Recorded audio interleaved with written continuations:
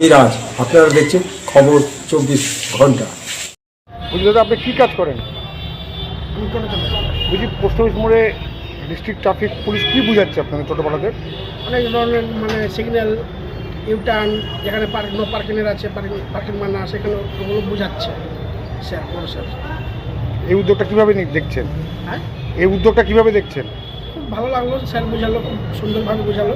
সবাইকে এটা বোঝা উচিত যে পাবলিক টোটো বা যে কোনো গাড়ি ঠিকঠাক করে চালায়, যাতে দুর্ঘটনা না ঘটে, অ্যাক্সিডেন্ট না হয়। বলছি আপনাদের অনেক টোটোপাড়াকে দেখি সিগন্যাল সিগন্যাল বুঝতে পারে না গ্রামের লোকজনগুলো। অনেকে বুঝতে পারে না, এটা কিন্তু বোঝা উচিত। যেভাবে স্যার দেখালেন এই জিনিসটা, অবশ্যই বোঝা উচিত, বোঝার ব্যাপার আছে, একটা বোঝার ব্যাপার আছে। কী সিগন্যাল বুঝালো বলছে?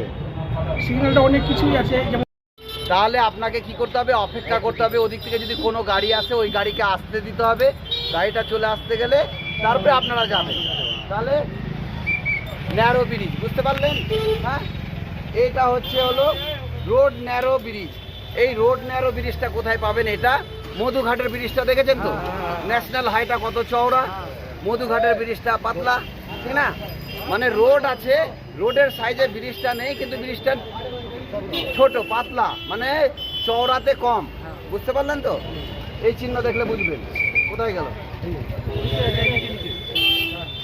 আর এটা হচ্ছে স্কুল এড। স্কুলের এই চিহ্নটা দেখলে বুঝতে পারবেন যে স্কুল এরিয়া, বাচ্চা টাচ্চা স্টুডেন্ট পারাপার হবে, যাতায়াত করবে, ঠিক না? মাস্টারমশাইরা যাবে। এই এরিয়া, এই চিহ্নটা দেখতে গেলে মনে করবেন যে স্কুল আছে, আমি ধীর গতিতে যাই। কারণ বাচ্চারা তো অত পরিপুষ্ট না যে কোন দিক থেকে কোন গাড়ি আসছে, ওই জন্য আপনাদেরকেই বুঝতে হবে যে আমি স্লো যেন যাই। তারপরে এটা